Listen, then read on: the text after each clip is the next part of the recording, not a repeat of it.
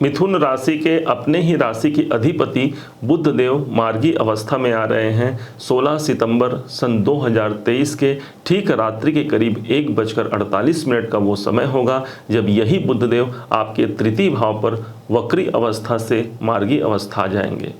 इनका यहाँ पर आना क्यों खास है आपके लिए, ध्यान दीजिएगा, क्योंकि आपके अपने राशि के स्वामी बनते हैं, इसलिए ये जहाँ पर भी जाएंगे, जहाँ पर इनकी स्थिति होगी, वहाँ पर सर्वाधिक आपके लिए अच्छा अवसर लेकर के ये आपको प्रदर्शित करेंगे। ये बुध देव अभी आपके तृतीय भाव पर गोचर कर रहे हैं।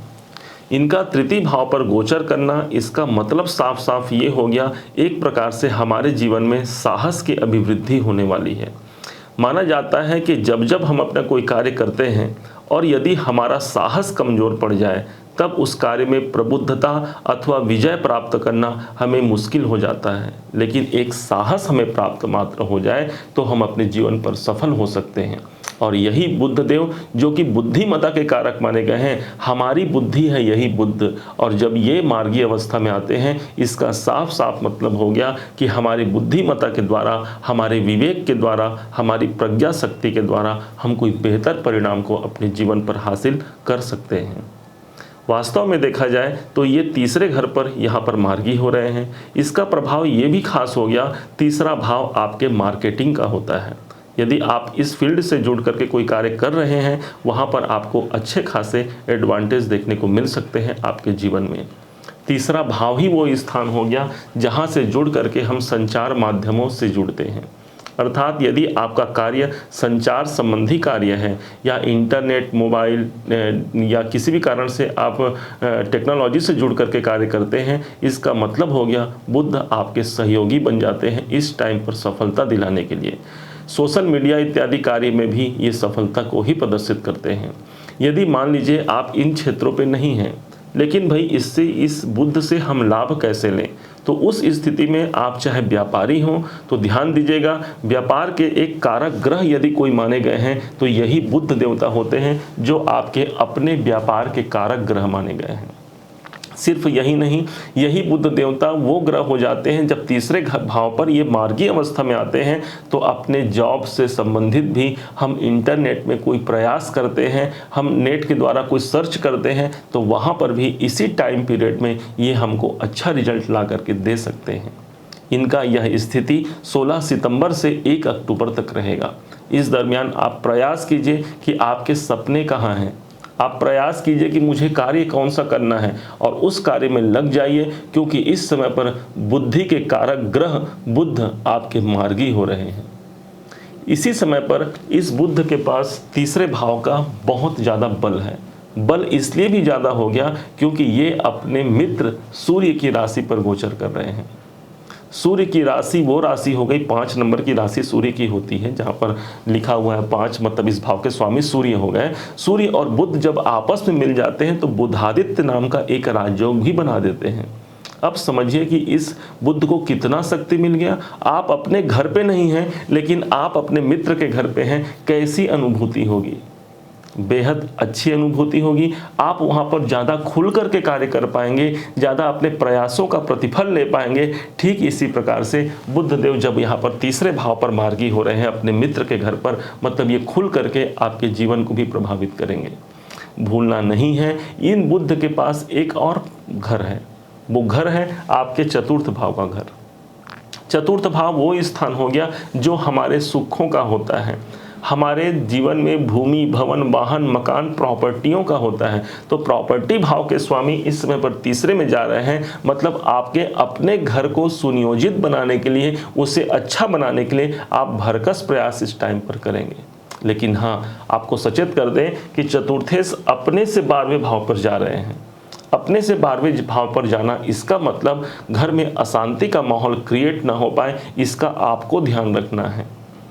यदि आप प्रॉपर्टी संबंधी कोई कार्य करना चाहते हैं, यदि आप प्रॉपर्टी खरीदना चाहते हैं, इसके लिए कोई बहुत अच्छा समय अभी नहीं है, क्योंकि चतुर्थ भाव के स्वामी अपने से ये 12वें गए हैं। हाँ, इसके बाद इनका गोचर परिवर्तन होगा 1 अक्टूबर के बाद, वो आपके लिए बेहद अच्छा रहेगा, क्योंकि उस टाइम पर बुध अपने स्वयं उच्च राशि पर होंगे। आप ये समझिए कि हम अपने घर पर कितनी अच्छी अनुभूति करते हैं, ठीक इसी प्रकार से बुध अपने घर पर यहाँ पर समाहित होंगे।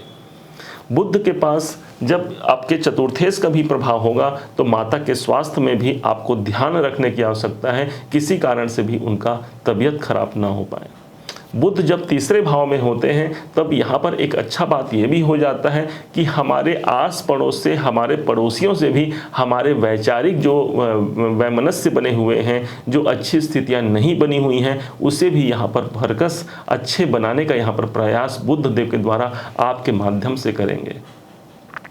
बुध देव का सबसे विशेष महत्व अब आप समझिए कि कौन सा वो कार्य है, ध्यान दीजिएगा, कौन सा वो कार्य है जो इस टाइम पर आपके जीवन पर घटित हो सकता है, वो कौन से कार्य हैं जो आपके जीवन पर इस समय पर बन सकता है, क्योंकि अकेले बुध के पास बहुत शक्ति आ गया है और साथ ही साथ इनके शक्ति में भी वृद्धि हो गई है इनके परम मित्र शनि के द्वारा। एक तरफ तो शनि सूर्य से अपनी वैरता रखते हैं, अपनी शत्रुता रखते हैं, लेकिन दूसरे तरफ जो सूर्य के, जो हमारे ग्रहों के राजकुमार हैं, सूर्य के पुत्र माने गए हैं बुध को, इनके साथ इनकी बहुत अच्छी मित्रता भी है। मतलब एक प्रकार से प्रेम दृष्टि है। ज्योतिष के अनुसार बता दें, प्रत्येक ग्रह के पास एक दृष्टि होती है और जिसमें से वो 7वीं दृष्टि को 180 डिग्री से 180 अंश से पूर्ण दृष्टि से उस भाव को वो प्रदर्शित करता है। इस हिसाब से जब बुध देवता अपने शनि को देख रहे हैं 7वीं दृष्टि से, 1 2 3 4 5 6 7, 7वीं दृष्टि, अब शनि से गिनिए 1 2 3 4 5 6 7, मतलब दोनों का आपस में दृष्टि प्रेम का संबंध हो गया। माना जाता है जब दो लोग आपस में मिलते हैं तब उनके मध्य सबसे पहला जो प्रेम होता है वो नज़रों का प्रेम होता है और वहाँ से ही ये दोनों मिल करके आगे अपने जीवन को क्रियान्वित करते हैं। अब वो दृष्टि प्रेम जो शनि और बुध जो आपस में दोनों एक प्रकार से भाई मान सकते हैं, आपस में दोनों ग्रहों में अगर लिया जाए दोनों में अत्यंत मित्रता है, तो कैसे आपके जीवन के किसी विशेष कार्य को प्रदर्शित नहीं करेंगे, आप स्वतः ही इसे विचार कीजिए।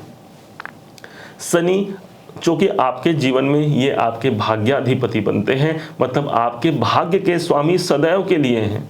भाग्य के कारक तो देवगुरु बृहस्पति को माना गया है, लेकिन भाग्य के स्वामी आपके जीवन में सदैव हमारे शनिदेव ही बनते हैं और इसी कारण से आप देखेंगे कर्मों का प्रतिफल विलंब से प्राप्त होगा जरूर, हमारा भाग्योदय विलंब से जरूर होगा, लेकिन ऐसा होगा कि लोग देखते रह जाएंगे।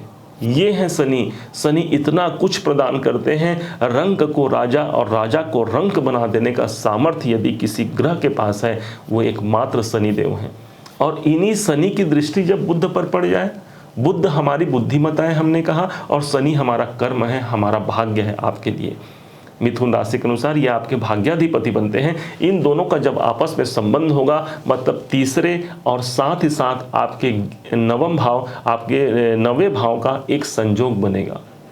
क्या होगा इस टाइम पर? इस टाइम पर जो बनने वाले आपके कार्य हैं वो भाग्योन्नति के लिए एक सुंदर सुअवसर आपको प्राप्त हो सकता है। शनि तो यहाँ पर अच्छे कंडीशन पे ऑलरेडी हैं, लेकिन उसमें ये मानिए आपके कर्म में एक बुद्धि का वातावरण, एक अच्छे बुद्धि का वातावरण मिल जाए तो हमारा कार्य कितने अच्छे से चलेगा। सबसे अच्छा जो उत्तम आपको जो रिजल्ट मिलने वाला है वो आपके भाग्योन्नति के लिए बहुत अनुकूल हो सकता है, क्योंकि भाग्य भाव पर शनि देवता है और बुध की उस पर दृष्टि है, मतलब बुध भी वहां पर प्रभावी होंगे।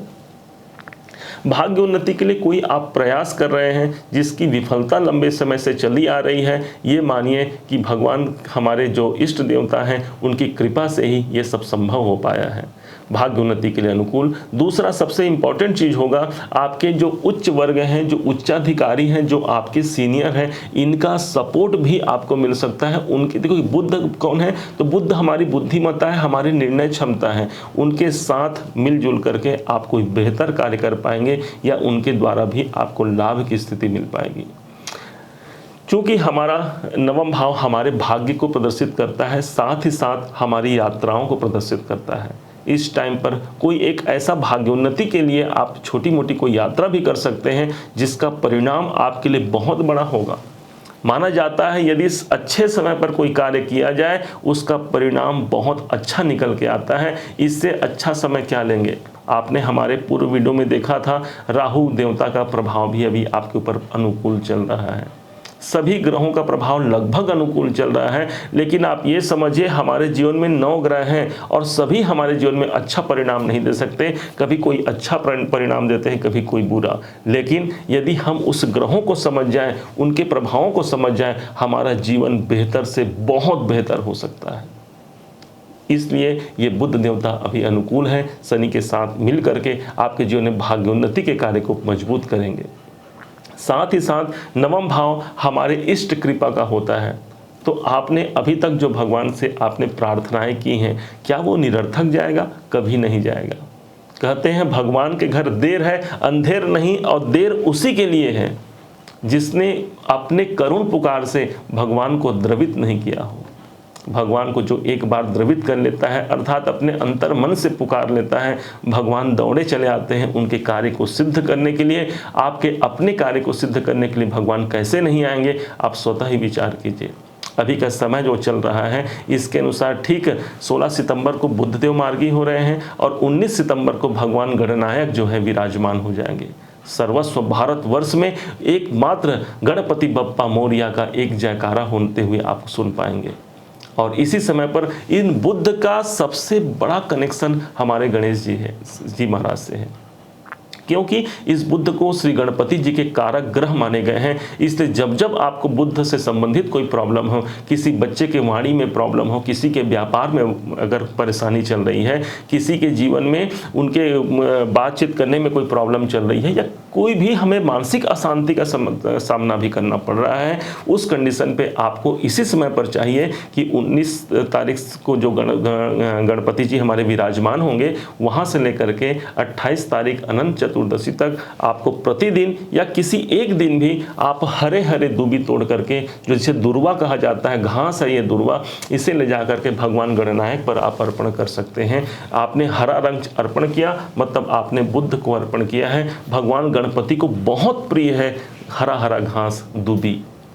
आप चाहे कितने भी लड्डू पेड़े मेवे भगवान को चढ़ा दीजिए श्री गणेश जी महाराज को, लेकिन इन्हें तो सबसे ज़्यादा प्रिय है यही दुर्वा। दुर्वांग कुरान सुहरितान मंगल प्रदान, मंगल को प्रदान करने वाले होते हैं ये दुर्वा। इसे आप अर्पण जरूर कीजिए। भगवान श्री गणनायक आपके समस्त विघ्नों का शमन करते हुए आपके जीवन को बहुत उन्नत बनाए। आपको बहुत बहुत शुभकामनाएं हैं। उम्मीद है आप सबने ये वीडियो हमारा पसंद किया होगा। उम्मीद है आपको मेरे समझाने का तरीका आपको पसंद आया है। तो आप अपना ज़रूर एक प्यार भरा लाइक और कमेंट करना कभी मत भूलिएगा। आपके एक लाइक और कमेंट हमें बहुत मोटिवेशन देते हैं कि हाँ, हमने कोई अच्छा कार्य किया है और आपने उसे सराहा है। पुनः एक बार फिर आप सभी का दिवस बहुत मंगलमय हो। इन्हीं शुभकामनाओं के साथ जय श्री गणेश।